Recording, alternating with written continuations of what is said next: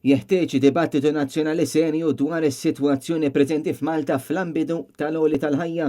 Ikstqar Manet News direttur tal-Misko Lorenz Ammit meta tkellimna miegħu dwar l-impatt tal-għoli tal-ħajja u s-sitwazzjoni finanzjarja ta' pajjiżna. Għandu jkun hemm dibattitu nazzjonali, għaw se ngħid għaliex ta' xekina il-pajjiż se jkollu b'xi mod jew ieħor inqas spiża hawnhekk, forsi xi taxxem, whatever deċiżjoni li jiddeċidi l-gvern.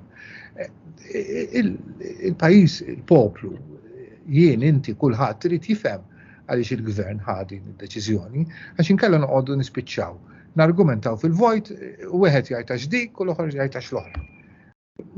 M'għadux dak iż-żmien fejn noqogħdu għax wieħed. Ġvien irridu napprezzaw li dal-pajjiż ilu ma jkollu riċessjoni għal 37 sena. Tkellimna ma' Lorenz Ammit dwar l-inflazzjoni u l-inċertezza li din tiġġib magħha fejn qalilna li din jeħtieġ li tkun ikkontrollata u qalilna li l-effett fuq il-familji l il-ġurnata huwa kbir. L-impatt fuq il-familji huwa drammatiku, ġifieri partikolarment fejn inti għandek sitwazzjonijiet f'ċerta areas għax anki hawn aħna ċikultant noqogħdu ngħidu għax il-pagi tilgħin eċetera.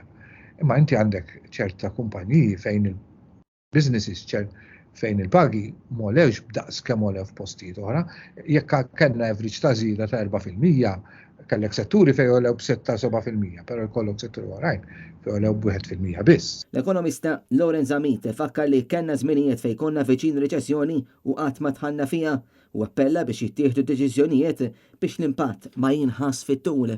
Kellna żminijiet fejn kellna blip, mhux se ngħid ma kellniex blip, imma mhux il-blip qed nitkellmu hawn jaf ikollok riċessjoni illi tkun iktar minn sena sentej, jaf dak li qed jgħidu pajjiżi oħra jista' effettwa lilna wkoll. Di tista' teffettwana fit-tul jekk ma nagħmlux id-deċiżjonijiet it-tajbin.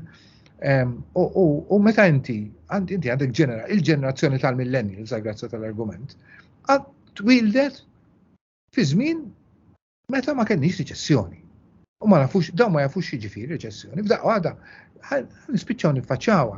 Jekk jibdew tilgħin ir-rati tal-interessi u hemm il-mortgages u il-home loans trid tiżdied ir-repayment rate tagħhom, se teffettwalhom id-disposable income tagħhom. Ġifieri meta daw qatt ma jgħixuha dik it-tip ta' sitwazzjoni. James Aronellu, Net News.